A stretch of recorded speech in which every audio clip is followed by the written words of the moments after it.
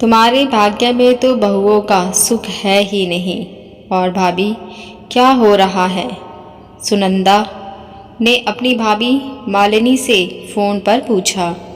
बस जीजी, चाय बना रही थी, आप भी पीजिए आकर, मालिनी ने जो हुल्लास कर कहा।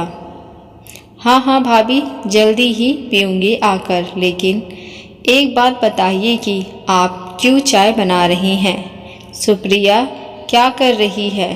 सुनंदा ने अपने स्वभाव के अनुसार पूछा। जीजी, आपको तो पता ही है कि जल्दी ही उसको मधुर के साथ जाना है, तो बस उसी की तैयारी कर रही है। क्या भाभी आपको सुप्रिया को इतनी जल्दी भेज देंगी मधुर के साथ? अरे कुछ दिनों के लिए तो अपने पास रखिए, अपनी सेवा करवाइए, तब आराम से भेजिएगा उसको मधुर के साथ। कुछ दिन तो बहू के मज़े लूटिए मेरी तरह।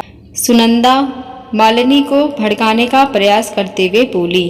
जीजी, मधुर की शादी मैंने उसके लिए की है, अपने लिए तो नहीं।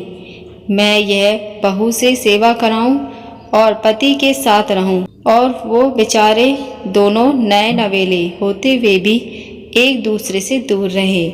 मुझको तो यह बिल्कुल भी अच्छा नहीं लगता। मालिनी एक समझदार सास की तरह बोली। सही कह रही हैं भाभी आप भी, लेकिन आपके भाग्य में शायद बहू का सुख लिखा ही नहीं है। पहले बड़ी बहू आई और वो भी बेटे के साथ चली गई, अब ये भी कुछ ही दिनों में मधुर के साथ चली जाएगी। अब इस उम्र में भी खुद ही रोटी पकाओ और खाओ। मुझे देखो, ठाठ से पलंग पर बैठे बैठे हाथों हाथ सब कुछ मिलता है, दोनों बहुएं पलंग से हिलने ही नहीं देती। मैं तो सचमुच भाग्यशाली हूँ कि मेरी दोनों बहुएं इतनी सेवादार मिली कि दोनों एक इशारे पर मेरे आगे पीछे घूमती हैं। सुनंदा अहंकार से भरकर बोली। सही तो जीजी आप भी कह रही हैं, लेकिन शायद आपने अपने शरीर पर ध्यान नहीं दिया, कैसे शरीर फैलता जा रहा है। अभी मधुर की शादी में जब आप आए थे तो मैंने देखा कि आप 2 कदम चलने पर भी कैसे पूरी तरह से हाँफने लग रही थी। आपके हाथों में मैंने दवाइयों से भरा डब्बा भी देखा। सुबह शाम आप बीपी, थायराइड और शुगर की गोलियां खाती हैं।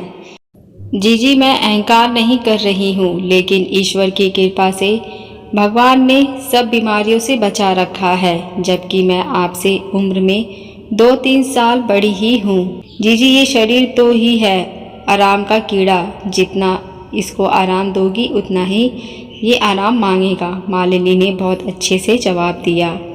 भाभी, कहीं आप मेरी किस्मत से जल तो नहीं रही हैं? सुगंधा कुछ चिढ़कर बोली, क्योंकि वो ये तो समझ ही रही थी कि मालिनी बिल्कुल भी गलत नहीं कह रही है। जीजी, मैं आपकी किस्मत से जल नहीं रही हूँ, बल्कि मैं शरीर का थोड़ा बहुत चलते रहना चाहिए। कल को भगवान ना करे कोई दिक्कत आ जाए तो तब तो उठना बैठना भी मुश्किल हो जाएगा। आपको तो पता ही है कि मेरी 2 बहुएं आई हैं, लेकिन मैं बहुओं को रसोई में कभी भी अकेले नहीं लगने देती, उनके साथ ही लगी रहती हूँ।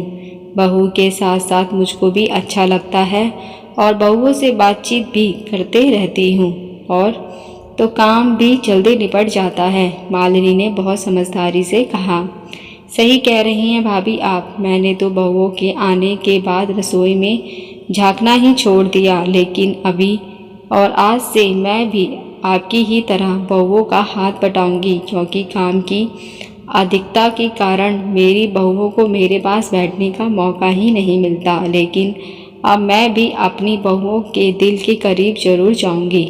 बहुत बहुत धन्यवाद भाभी जी आपका। भाभी, आपके नंदोई साहब बिल्कुल सही, आपको गृहस्थी गुरु कहते हैं। अक्सर कहते हैं कि अगर रसोई गृहस्थी चलानी हो तो मालिनी भाभी से सीखना चाहिए। सुनंदा ने मुस्कुराते हुए कहा, धन्यवाद जीजी आपका मुझको इतना सम्मान देने के लिए। और मालिनी ने मुस्कुराते भी फ़ोन रख दिया।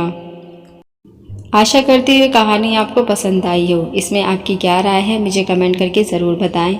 अगर आप हमारे चैनल पर नए हैं तो मेरे चैनल को सब्सक्राइब, लाइक, शेयर ज़रूर करें। अब मिलते नई कहानी के साथ। देखने और सुनने के लिए धन्यवाद।